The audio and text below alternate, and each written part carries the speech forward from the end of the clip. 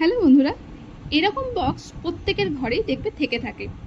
এছাড়াও এখন তো পুজো উপলক্ষে শাড়ি কাপড়ের সঙ্গে তো এই বক্স পাওয়াই যায়।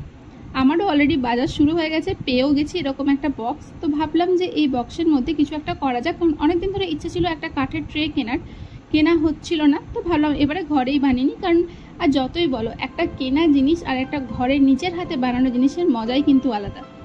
দেখো এরকম আইসক্রিম কাঠি নিয়ে নিয়েছি, আর আইসক্রিম কাঠিগুলোকে দু সাইডে কেটে নিলাম, মাঝেও কেটে নিলাম। ছোট ছোট পিস করে নেওয়ার পরে সুন্দর করে আঠা দিয়ে দিচ্ছি, কারণ আঠাটা একটু ভালো করে দিতে হবে। এইভাবে পাঁচটা পাঁচটা করে আমি সোজাসুজি আর আড়াআড়ি দুভাবেই কিন্তু বসিয়ে নিচ্ছি।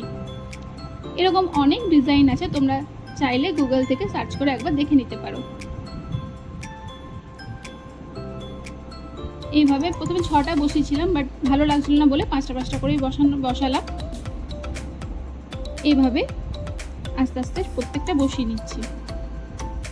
কাঠিগুলো অতি অবশ্যই মনে রাখবে সমান করে কাটতে হবে, সমান করে না কাটলে কিন্তু ফাঁকা রয়ে যাবে, তার জন্য দেখতে কিন্তু ভালো লাগবে না। এভাবে পুরোটা কিন্তু আমি কমপ্লিট করছি, যদিও এটা আমি একদিনে কমপ্লিট করিনি, আমার এটা 2-3 দিন সময় লেগে গেছে।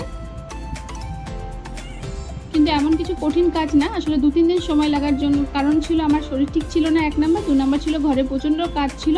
কারণ বুঝতেই পারছো পুজো আসছে, তো পুজো মানেই হচ্ছে ঘরে পরিষ্কার পরিচ্ছন্ন করার কাজ শুরু হয়ে যাওয়া।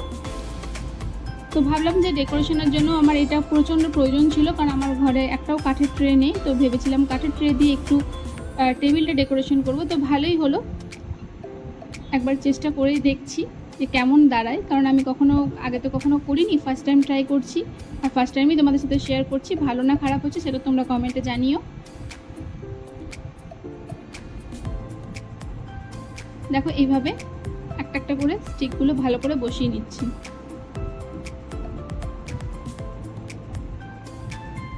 ভেতরে বাইরে সব দিকে স্টিকটা ভালো করে বসিয়ে নেওয়ার পরে আমার কাছে ব্রাউন কালার ছিল না, তো আমি ব্ল্যাক আর রেড দিয়ে ব্রাউন কালার তৈরি করে নিলাম।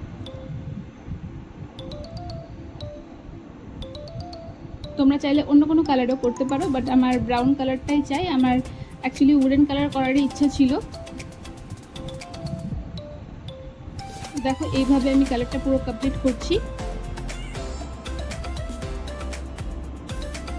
কমপ্লিট হয়ে যাওয়ার পরে সত্যি কথা বলতে ট্রেটা এত সুন্দর দেখতে লাগছিল আর প্রচণ্ড মজবুত হয়েছিল।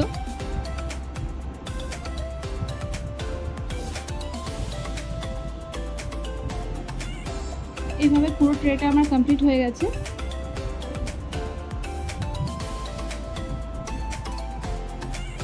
ট্রে তো আমার রেডি।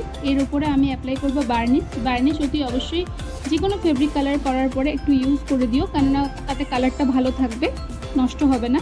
একটা বার্নিশ কেনা রইলে কিন্তু অনেকগুলো কাজ করা যায়। তো দেখো বার্নিশ দেওয়ার পর ট্রের গ্লেজটাও চলে এসছে একদম। এরপরে এখানে আমি একটু ডেকোরেট করে দিচ্ছি। যদি তোমাদের ভিডিওটা ভালো লেগে থাকে তো চ্যানেলটাকে সাবস্ক্রাইব করে দিও, একটা ছোট্ট লাইক করে দিও, কমেন্টের মাধ্যমে অতি অবশ্যই জানিও যে আমার এই ভিডিওটা তোমাদের কেমন লেগেছে। তো আজকের মতো টাটা, নেক্সট ভিডিও নিয়ে আসছি তোমাদের জন্য।